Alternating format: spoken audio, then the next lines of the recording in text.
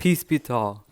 In today's first ever video of the series of Hermetic hypothesis, I will be doing a long overdue and long requested type of video.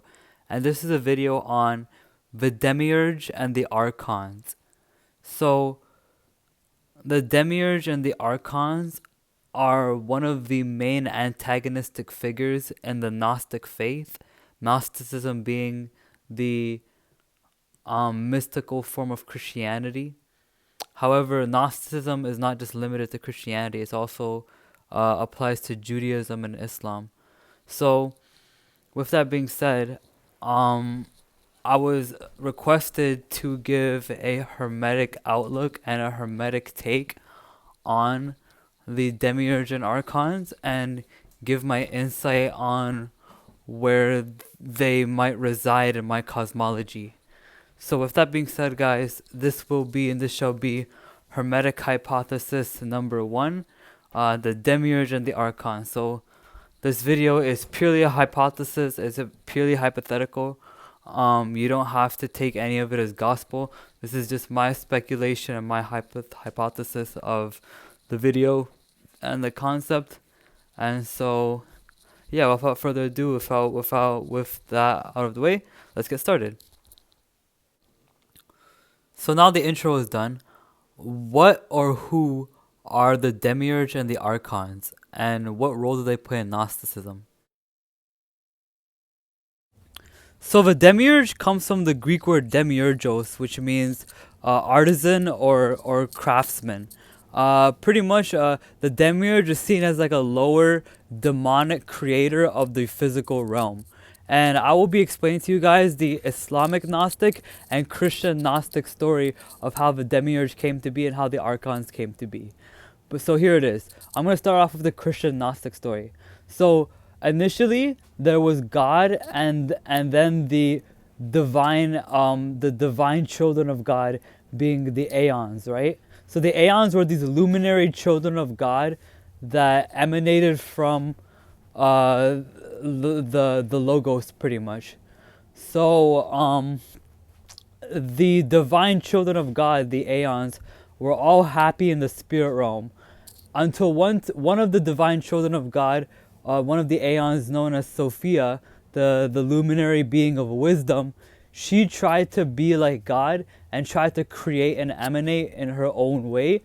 But the thing is that God was trying to ordain that for her in Christ. So she tried doing it without her husband, Christ, right?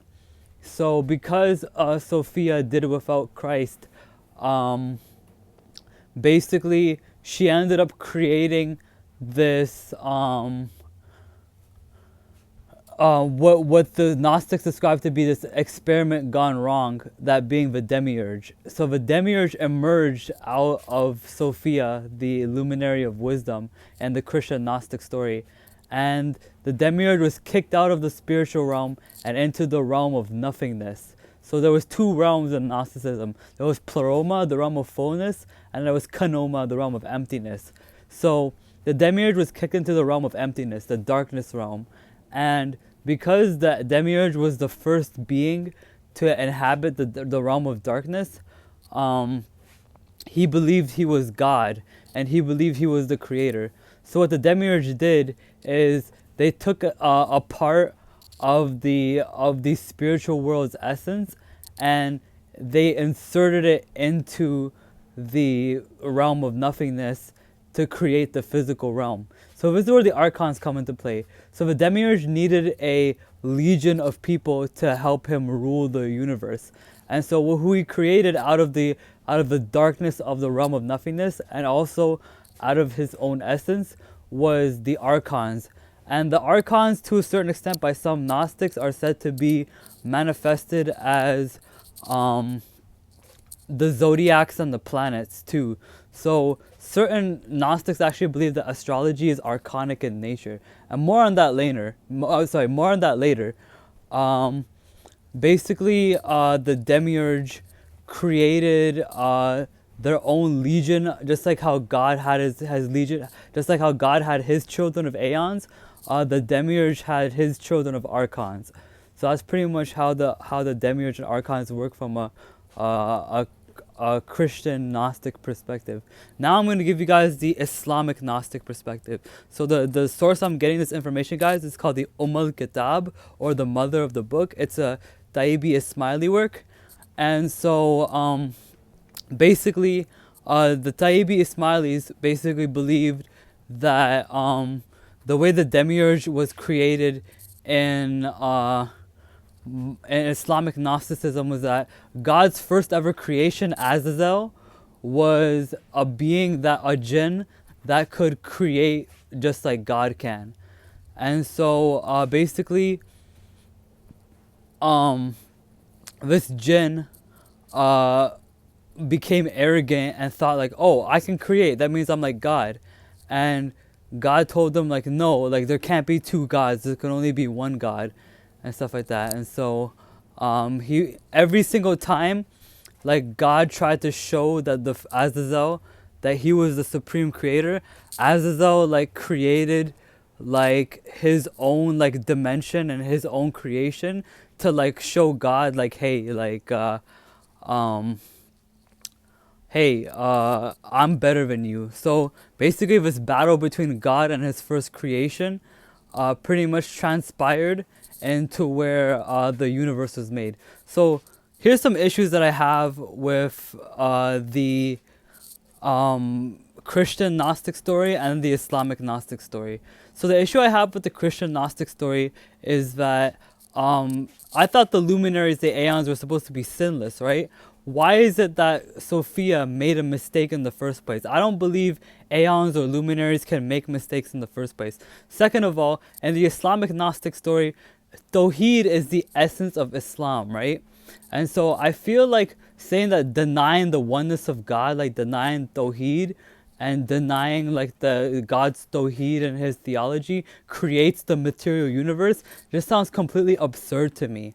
So what do I think the Hermetic hypothesis is of the Demiurge and the Archons? Well, it's pretty simple, and here it is.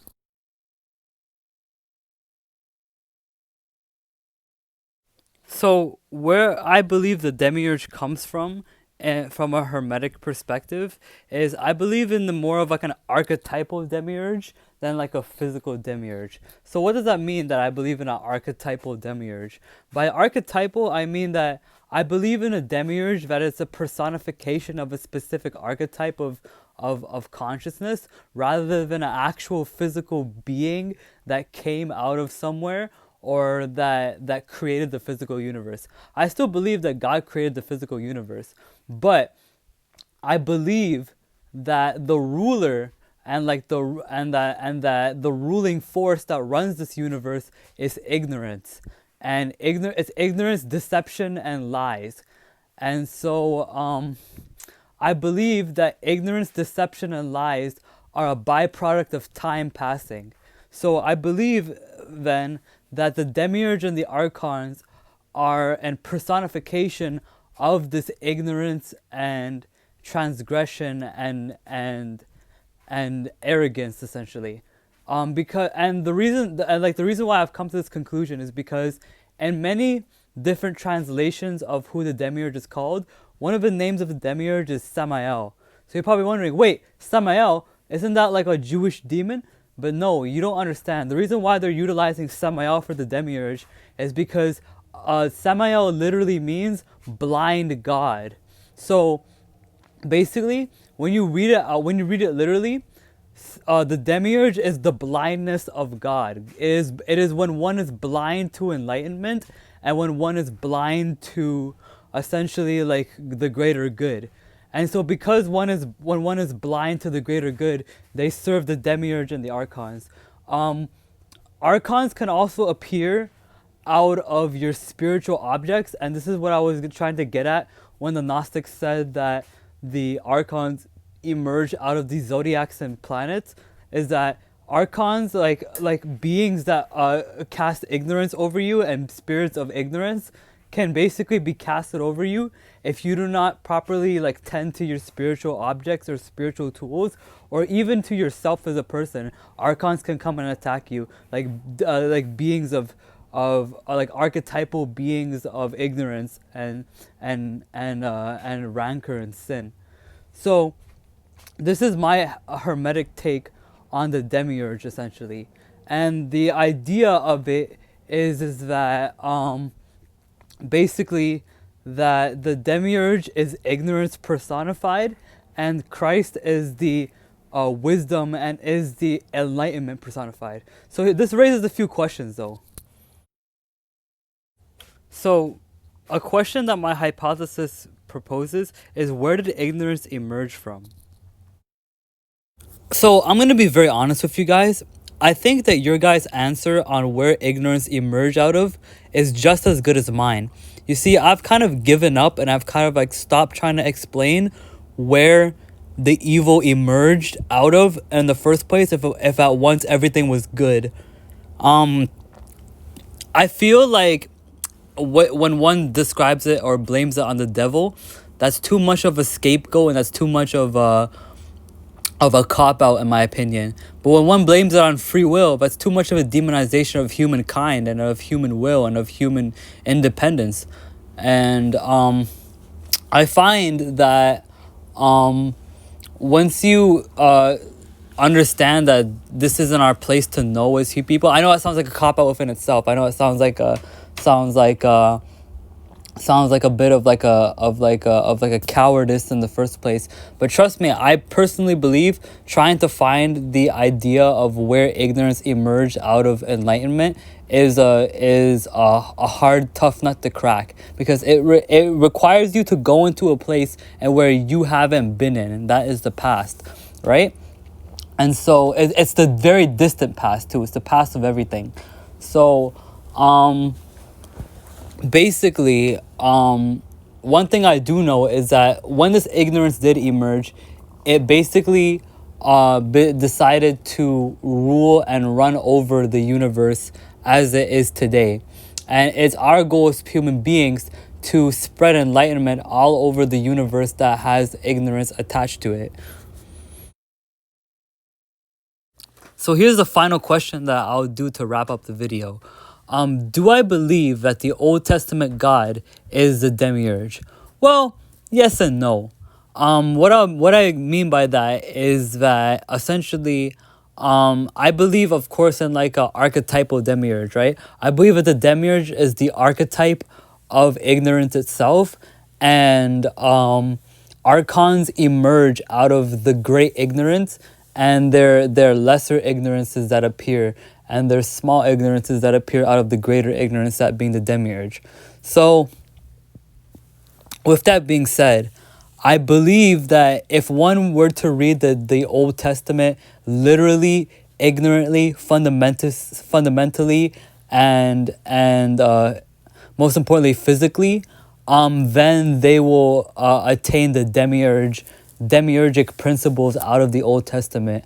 However, when one reads the Old Testament with wisdom, with spirituality, with shamanism, with astrology, with connections to it, and most importantly with synchronicities and symbolism, then one can achieve the Christ consciousness out of the Old Testament. So you're probably wondering, wait a minute, didn't you just say that certain Gnostics believe that the Archons emerged out of the planets and the zodiacs? I thought you said that certain Gnostics believe that astrology was archonic.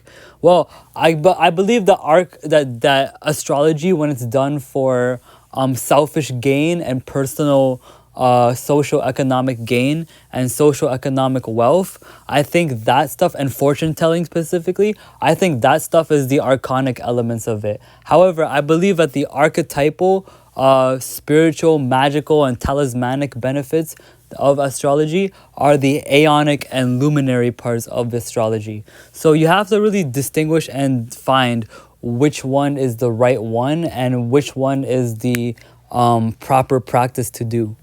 But yeah, so this has basically been my demiurge video.